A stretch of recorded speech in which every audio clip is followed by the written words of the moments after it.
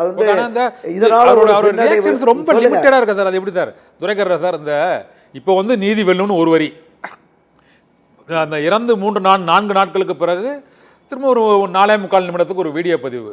இந்த நிலைமையில மக்களை சந்திச்சு அவர் வந்து அவருடைய நியாயங்களை எடுத்து சொல்வது அது ஒரு சரியான அணுகுமுறையாக நீங்கள் பார்க்குறீங்களா? எப்படி பார்க்குறீங்க? இல்லை, இதுவரைக்கும் நாம் பார்த்த மற்ற அரசியல் தலைவர்களை விடவும் இவர் ஒரு வித்தியாசமான அரசியல் தலைவராக தான் இருக்கிறாரு. ஏன்னா மக்களை அரசியல் கட்சியை தொடங்கி வழிநடத்துகிற மிகப்பெரிய தலைவர்கள், பெருந்தலைவர் காமராஜர், பேரறிஞர் அண்ணாவாகட்டும், மரியாதைக்குரிய புரட்சி தலைவர் எம்ஜிஆர், செல்வி ஜெயலலிதா, கலைஞர் கருணாநிதி உட்பட பலருமே பொதுமக்களை சந்தித்து தங்களுடைய கருத்துக்களை தெரிவிக்கிற பொழுது ஆட்சி அதிகாரத்தில் இருப்பவர்கள் மீதான ஒரு கடுமையான விமர்சன கருத்துக்கள் இருக்கும்.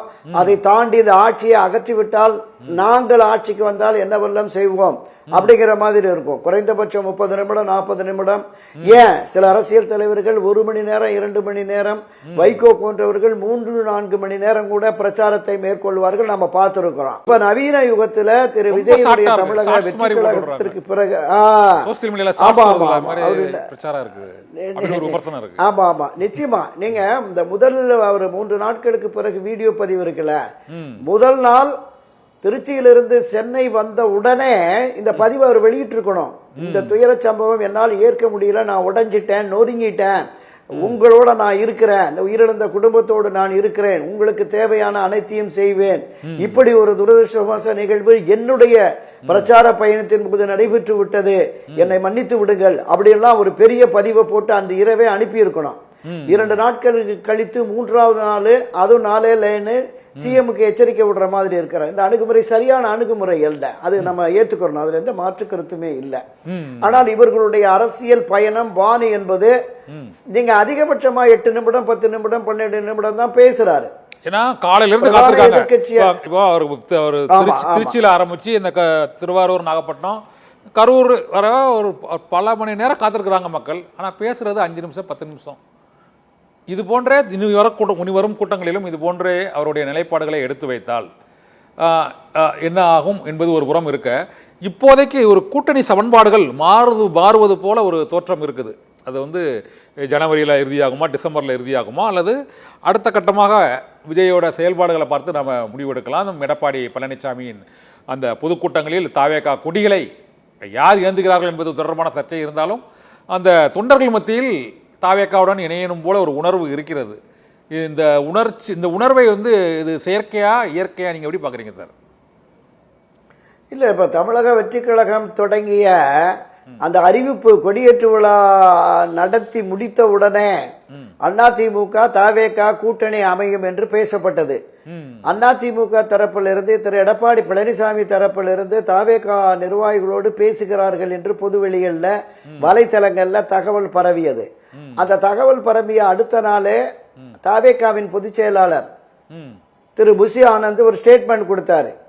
இது வந்து தவறான தகவல், நாங்கள் ஒருபோதும் அதிமுகவோட கூட்டணி இல்லை, ஆட்சி அதிகாரத்தை பெறுவதற்கு ஒரு தகவலுமே வரலையே சார். அவரை பத்தி விஜய் கூட நீதி வெல்லும் போட்டாரு, ஆதவர்ஜுனா பேசிட்டாரு. பொதுச் செயலாளர் எங்க இருக்காரு உங்களுக்கு தெரியுமா சார்? அதாவது அது இந்த 16ஆம் நாள் துக்கத்தில் அவரும் இருப்பாருன்னு நினைக்கிறேன். இந்த முன்ஜாமீன் கிடைக்காதனால எந்த நேரமும் கைது செய்யப்படலாம் என்கிற நிலையில அவர் தலைமறைவாக இருக்கலாம், இருந்துட்டு போட்டு அது ஒன்றும் பிரச்சனை இல்லை. ஆனால் இந்த நேரத்தில் களத்தில் இருக்கணும் கட்சியினுடைய பொதுச் செயலாளர், அவர் தான் தமிழக வெற்றி கழகத்தை வழிநடத்துகிற தலைவர் என்கிற ஒரு பிம்பத்தை கட்டமைத்து வைத்திருக்கிறதுனால அவர் தான் களத்தில் முன்னணியில நிற்கணும். இது இன்னுமே அரசியல் படுத்தப்படவில்லை தாவேகா, அதை தான் நான் சொல்ல வர்றேன். தொடக்கத்தில் இருந்தே இது ஒரு அரசியல் கட்சியாக இன்னுமே முழுமை பெறவில்லை. தன்னுடைய ரசிகர்களை இன்னும் ரசிகர்களா தான் வச்சிருக்கிறாரு, அரசியல் படுத்தல. தமிழக வெற்றி கழகம் என்கிற அமைப்பை தொடங்கி விட்டாரே தவிர இதனுடைய கொள்கை, லட்சியங்கள், திட்டங்கள், இதனுடைய நோக்கம், இது எதை நோக்கி பயணிக்கிறது, நாம என்ன செய்ய போறோம், என்னவெல்லாம் நம்முடைய திட்டங்கள், இதை இன்னும் முழுமையா கீழே கொண்டு போய் சேர்க்கல மக்கள்கிட்ட போல. எம்ஜிஆர் விஜயகாந்த் மாதிரி அரசியல் படுத்துறாங்க சார். தொண்டர்கள் இந்த கேள்வி எடுக்கும்போது எம்ஜிஆர் விஜயகாந்த் வந்து அரசியல் மயப்படுத்தி தான் கட்சி தொண்டர்களை வழி நடத்தினாங்களா? அது எப்படி? புரட்சி தலைவர் எம்ஜிஆர் அவர்களோடு இப்போது இருக்கிற எந்த அரசியல்வாதியும் நம்ம ஒப்பிடவே முடியாது. அவர் இதையெல்லாம் தாண்டியவர். அவர் 1952 இருந்து 72 வரைக்கும் 20 ஆண்டுகள் திராவிட முன்னேற்ற கழகத்தோடு பயணித்தார். முன்னணி தலைவர்கள் ஒருவராக இருந்தார், அந்த கட்சியின் பொருளாளராக இருந்தார். 1967 71 சட்டமன்ற உறுப்பினராக இருந்தார்.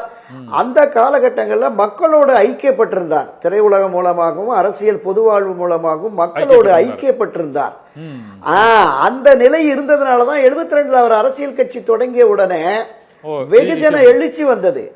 மிகப்பெரிய அளவுல ஒரு 6 மாதத்துல நடைபெற்ற தேர்தலில் ஒரு மகத்தான வெற்றியை பெறுகிறார். மத்திய ஆட்சி கட்சியான இந்திரா காங்கிரஸ், மாநில ஆட்சி கட்சியான திமுக, ஆகப்பெரிய தலைவரான பெருந்தலைவர் காமராஜருடைய ஸ்தாபன காங்கிரஸ், இந்த 3 அரசியல் கட்சிகளையும் வீழ்த்தி இந்திய அரசியலை திரும்பி பார்க்க வைத்தவர். எனவே அவரோட ஒப்பிட முடியாது. அவர் அரசியல் படுத்தியதால் தான் அவரோடு 2 நாடாளுமன்ற உறுப்பினர்கள், ஒரு 5-6 சட்டமன்ற உறுப்பினர்கள் வந்தாங்க. அடுத்தடுத்து வெற்றிகளை பெற்றார். 77 80 84 ஒரு தொடர் வெற்றியை பெற்றார். 10 ஆண்டுகளுக்கு மேல ஒரு மிகப்பெரிய மக்களுக்கான நல்லாட்சியை வழங்கியவர். எனவே அவரோடு இனி இருக்கிற எந்த அரசியல் தலைவரையும் ஒப்பிட முடியாது என்பதில் 100% நான் உறுதியாக இருக்கிறேன்.